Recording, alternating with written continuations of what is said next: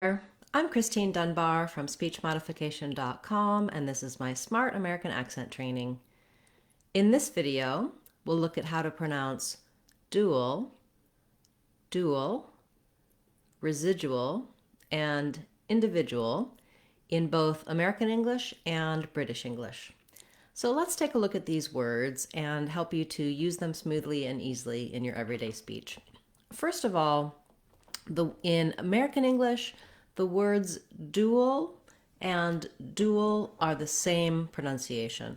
You can see here in the IPA, we have first syllable stress, and the letter U says oo, and then we have either an EL or an AL to mark the dark L sound. So let's break this down for American English first.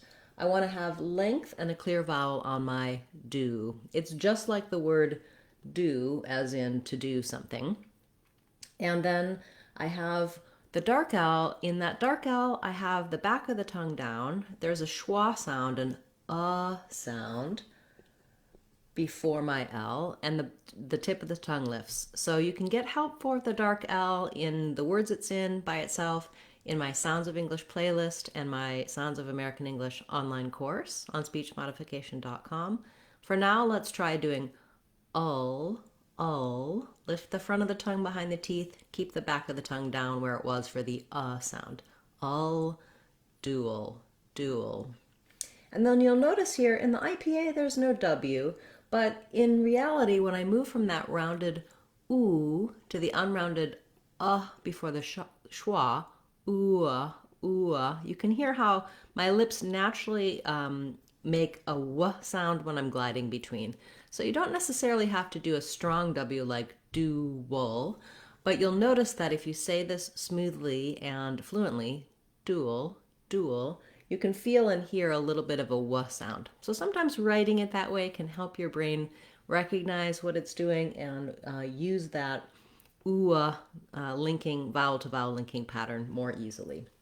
So that's American English, that we say dual for these words. When we switch to British English for the word dual, we have, instead of just an oo sound for my letters du, we have a y sound in there. So dual, dual.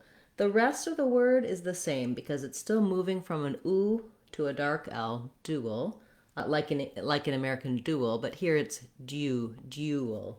So just make sure you have that gliding sound. If that's tough for you and you're trying to use the British pronunciation, start with just the U, dual. So you can kind of think about that word U being contained in dual. Then when we look at the word residual in British English, it would be residual, residual. The same thing. In the IPA, you would have, again, the residual,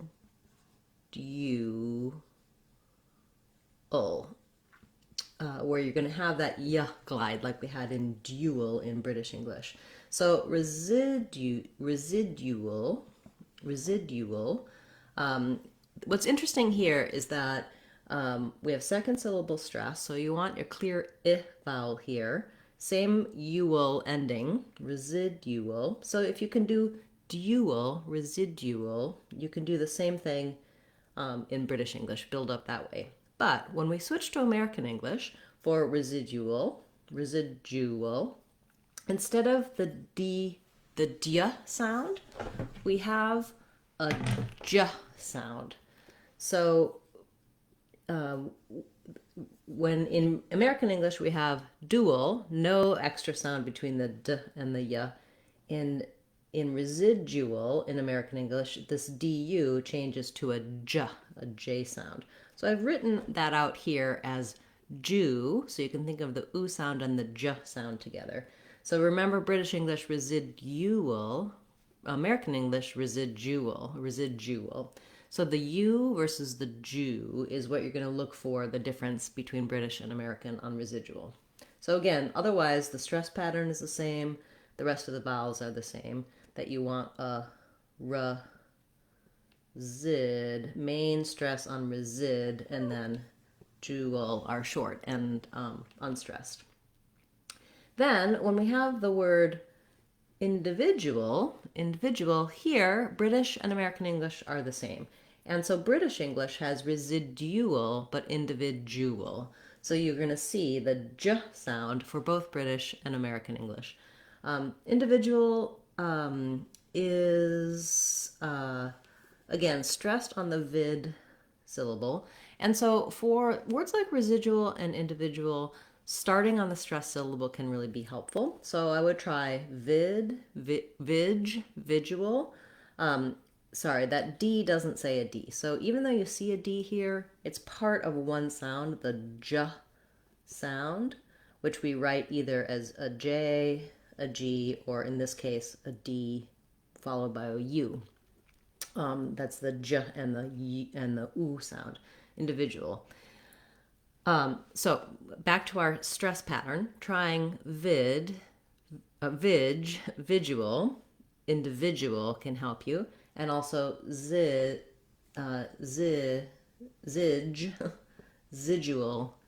residual.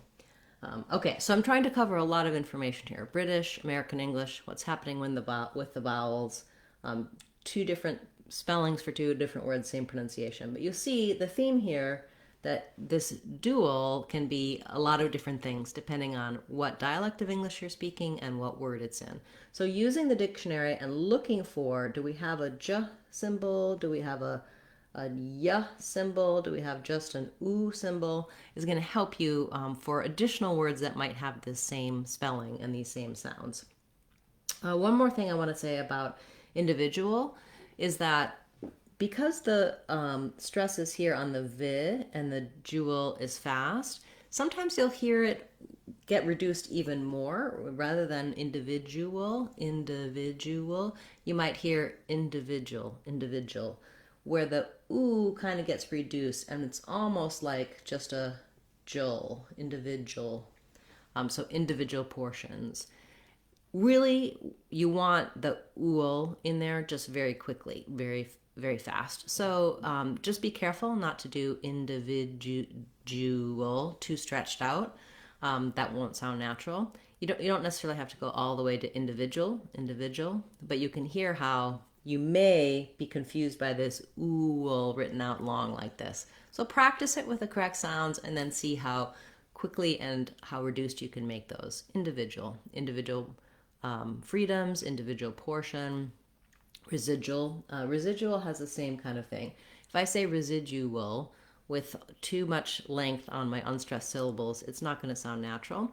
If I say there was some residual data, there was some residual coffee grounds, then you'll hear that I do that jewel becomes a little bit jul, like that. Okay, so a number of different patterns. Let's just show you again. We have American and British. I've got my dual whiteboards here. Yeah, didn't plan ahead for how to show you both of those, but just a reminder that dual and residual, dual, but individual for all of the above. So a lot of information there, but I know that sometimes you may be getting very close, and we focus primarily on American pronunciation because that's my area as a native speaker and my area of expertise in terms of one-to-one coaching and online courses from speech modification. But many times you're using a British pronunciation because you learned that in wherever you learned English. So British English is spoken many places around the world. Now we're moving into more of an international English, and I would say in a lot of places the American pronunciations are starting to be the most common ones. But it's perfectly okay for most speakers if you're using British pronunciation of a word and the rest of your accent is American.